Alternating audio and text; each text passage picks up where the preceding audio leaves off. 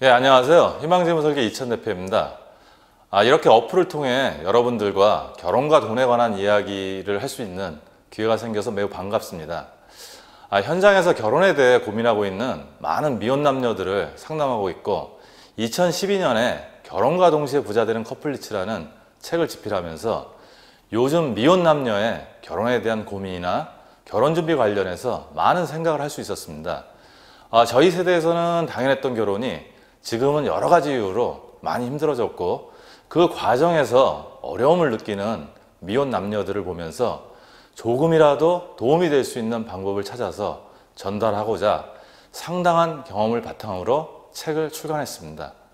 그 연장선상에서 이번 기회에 재무설계 전문가로서 결혼과 돈에 대한 고민과 솔루션을 어플로 제작해서 더 많은 분들께 인생에 있어서 가장 중요하다고 할 수 있는 결혼을 잘 할 수 있도록 도움을 드리고 싶습니다.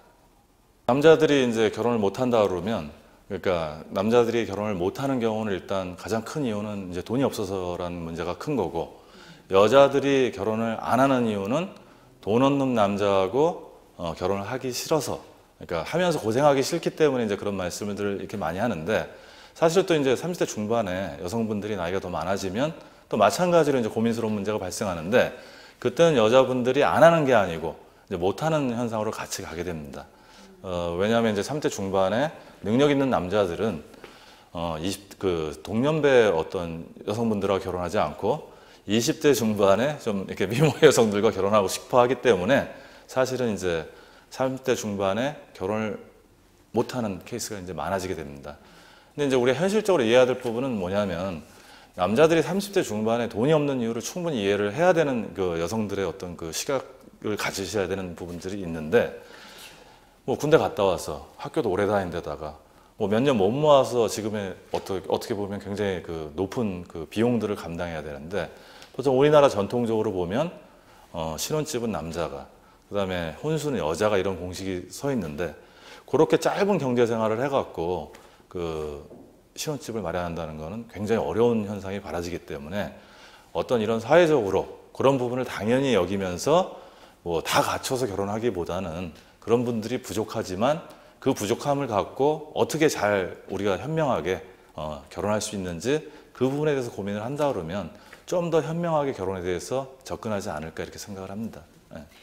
일단 다 갖춰서 결혼한다면 뭐 아까 같이 이제 경제 생활이 짧은데 현재 서울이나 수도권의 집값은 전셋집이라도 뭐 2억을 넘어서 3억까지 가는 상황이란 말이에요.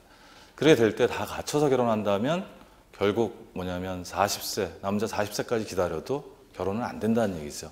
그래서 다소 부족하지만 현재 시점에서 뭐 예를 들어서 결혼을 뭐 1년 뒤에 할 거라고 생각하고 준비를 하고 있는데, 사실 1, 2년 정도 돈을 더 모아서 결혼을 한다고 해서 지금 부족함이 그때 가서 뭐 완전함으로 채워지지 않기 때문에 일단 중요한 거는 사람을 보는 어떤 그런 부분들이 중요하다고 생각을 하고요.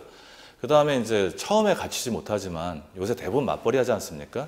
그래서 맞벌이를 하면서 한 2, 3년 정도 우리가 같이 노력을 하다 보면 처음에 우리가 갖춰서 결혼하고 싶은 정도의 수준을 2, 3년 후면 충분히 빚 없이 아니면 빚이 적게 달성할 수 있기 때문에 일단 중요한 거는 뭐냐면 다 갖추고 완벽하게 결혼하기 뭐 이런 생각보다는 다소 부족하지만 우리가 지금 현재 상태에서 목표를 정해서 힘을 합쳐서 결혼해서 잘 사는 쪽에 그쪽에 포인트를 맞춰야 된다고 생각을 하고요.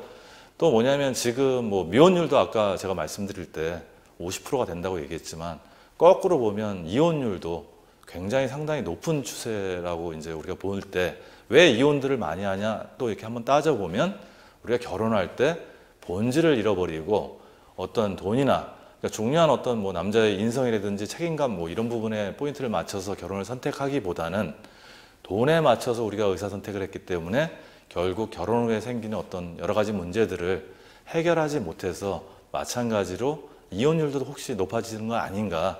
따라서 우리가 결혼할 때 다소 부족하더라도 지금 상태에서 사람만 좋다면 둘이 목표를 잘 잡고 결혼해서 같이 협력해서 만들어 나간다고 생각한다면 지금보다는 훨씬 쉬운 어떤 상태나 조건이나 마음 자세에서 결혼을 준비할 수 있을 거라고 생각을 합니다. 네.